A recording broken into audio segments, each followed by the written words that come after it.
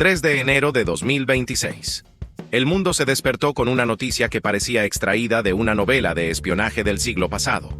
Bajo las órdenes directas de Donald Trump, fuerzas especiales de Estados Unidos capturaron a Nicolás Maduro en el corazón de Caracas.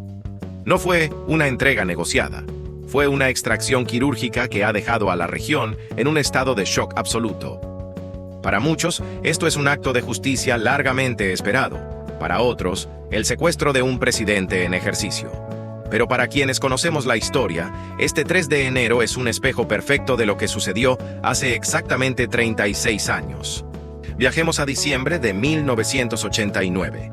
El presidente George H.W. Bush ordenó la invasión de Panamá con un objetivo claro: Manuel Antonio Noriega. Al igual que Maduro hoy, Noriega era un antiguo aliado convertido en paria, acusado por un gran jurado de Estados Unidos de convertir a su país en un centro logístico para el narcotráfico.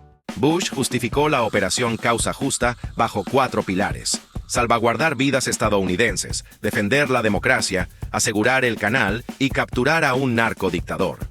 Hoy, Trump utiliza un guión casi idéntico: restaurar el orden constitucional en Venezuela y desmantelar el cartel de los soles.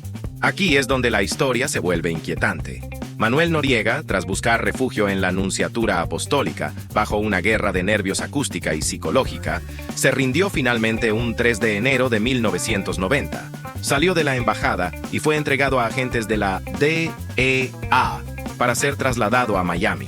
Exactamente 36 años después, un 3 de enero de 2026, Nicolás Maduro es cargado en un avión rumbo a Nueva York para enfrentar cargos por narcoterrorismo.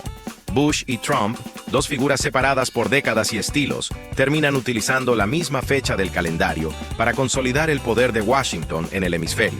Las circunstancias cambian, pero la motivación de fondo es la misma: la hegemonía regional. En 1989, Bush buscaba un orden postguerra fría en Centroamérica. En 2026, Trump busca expulsar la influencia de Rusia, China e Irán del patio trasero de Estados Unidos. Mientras Bush necesitó 27,000 soldados y un bombardeo masivo, la operación de 2026 fue una incursión de fuerzas de élite, aprovechando la debilidad interna del aparato de seguridad venezolano. Noriega terminó sus días en prisión. El destino de Maduro apenas comienza a escribirse en una corte de Nueva York. La historia de América Latina es un círculo. Un 3 de enero cae un líder y el ciclo de intervención y resistencia vuelve a empezar. Porque al final, el guión siempre es el mismo: